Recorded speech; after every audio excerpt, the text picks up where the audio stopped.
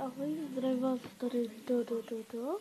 A dneska si ukážeme, jak natáčet přes show neboli přes aplikaci Show TV. Běžníka se na to vrhám. Dáme si obchod play. Dáme tady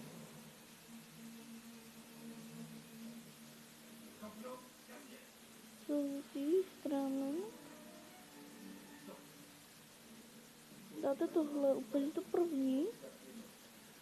A tady dáte instalovat. Pak dáte otevřít.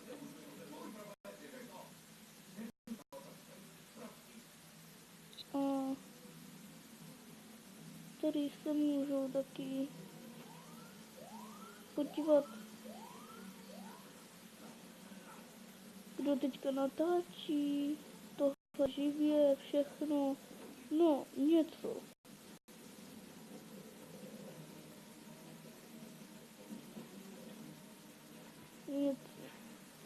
Tady dáte settings, takže tady je to.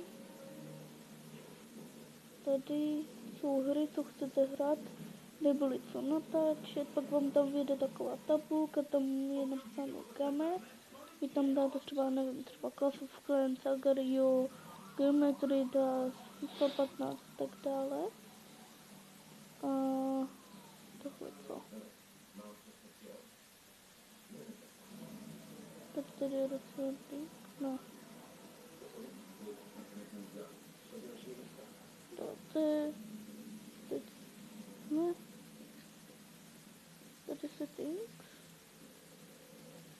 Tady ne.